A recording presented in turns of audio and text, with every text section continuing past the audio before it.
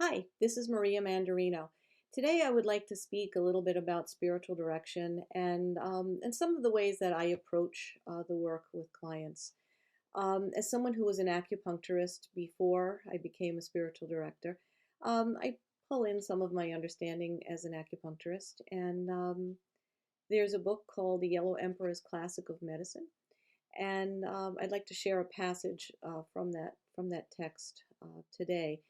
And reason being, it's how I approach everything that I do, whether I'm working with a patient as an acupuncturist, whether I'm working with a directee in spiritual direction, or whether I'm working with a client with the Enneagram or the Bach flower remedies. This is really the foundation that I begin with everything that I do, or at least try to begin there. It's my intent, and this is a medicine and a practice of intent. All of this work is intentional. So, the Yellow Emperor is a conversation between the emperor and the doctor to the emperor, and the emperor is trying to understand about the medicine, and he's basically interviewing the doctor. And the emperor asks, "Is there anything else I should know?" And Chibo, who is the doctor, says, "Yes, there is one more important thing, and that is the interrogation of the patient, the inquiry." And the emperor asks, "How does one go about this?" And Chibo, the doctor, replies, "First, select a quiet environment. Close all doors and windows. Gain the trust of the patient so the patient can completely convey everything that is pertinent to the condition. Be thorough and differentiate the truth. Observe the patient's spirit. When there is spirit, the prognosis is positive. When the spirit is gone, the condition is very grave." So this idea of, I just love that one of the first lines here: close all the doors and the windows, gain the trust of the patient, so the patient can completely convey everything pertinent. So in spiritual direction, um, that has to be there in the room. That has to be the experience in the room. And fortunately, it was something I learned as a practitioner before I became a spiritual director. So it was very much in my foundation. But every time I reread the classics, I always settle on that passage, because it speaks to the sacredness of the experience, and whatever it is that the person is bringing in, whatever in this case of spiritual direction, whatever the directee is bringing in and needs to speak about. In more contemporary terms, spiritual direction is sometimes referred to as midwifery of the soul, and I love that expression too. So we sit with people and we wait for whatever is waiting to be birthed, whatever process that the soul needs, whatever's waiting to rise to the top. We wait, we hold space, and that space is sacred, and that time is sacred and special. So that's part and parcel of the experience of spiritual direction. Something else I'd like to share about my take on spiritual direction is the vibrational experience of giving the heart a voice. And not just giving the heart a voice, but giving the heart a voice with another person who is holding that space as sacred, who is closing the doors and locking the windows, or locking the doors and closing the windows. Someone who realizes how important this time and this space and the sacredness, again, the sacredness of that experience. When we give voice to our deepest desires, struggles, prayers, um, things change. Another word for that is alchemy, which is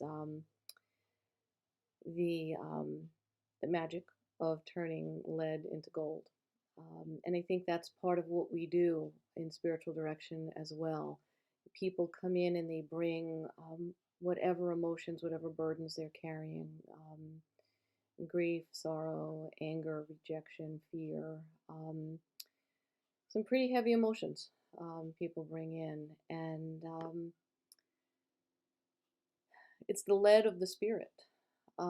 It's those heavy burdens that sometimes people hold shame around and they don't want to be bringing them anywhere, or maybe they have nowhere else to bring those emotions and those ideas, words, and thoughts. So it's all valid in spiritual direction, and that's why it's important to have this intention of locking the doors and closing the windows, because this is a sacred container. And there's nothing that is said that ever leaves the room, first of all, and there's nothing that's said in this conversation that is shocking or not to be said, or any such thing. Because if we're going to reach the gold, if we're going to reach the gold of spirit, we've got to make space for the lead. We've got to make a safe space for people to bring in those heavy burdens.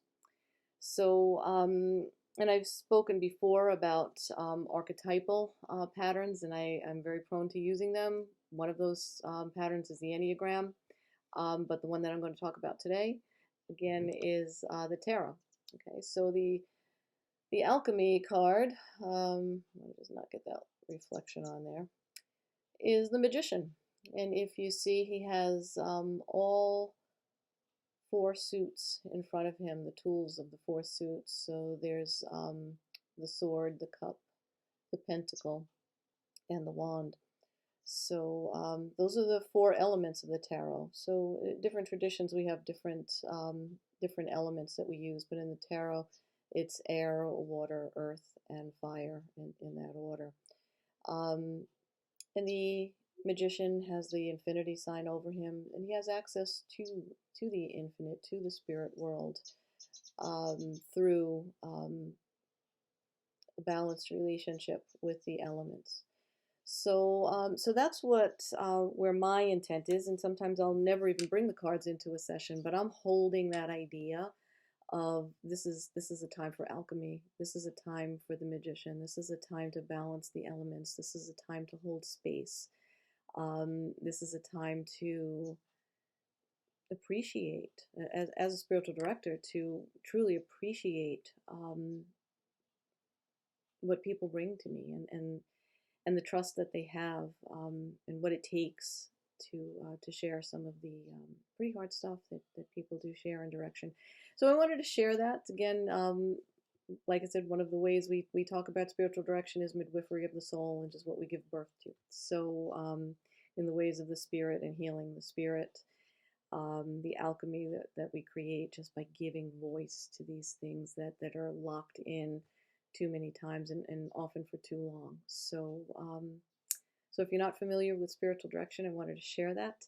I also do offer a free half-hour discovery call. We don't actually start the session in the discovery call, but we kind of get to know each other and see if we would be a good fit to work together. So we just kind of talk in general about what's going on and expectations, and I might have some questions as well for the person I meet with. So that's entirely free. It's a half hour. See if we're a good fit. You can sign up for that on my website, which is mariamandarino.com. You can please follow me here on YouTube if you would. Like, subscribe, and comment on this video. That would definitely help the channel come up and help it reach more people. You can follow me on Facebook, and that is Maria Mandarino, Spirituality, Wisdom, and Health. And I always like to clarify that the wisdom part has nothing to do with me. It's the wisdom traditions that I lean on in my work.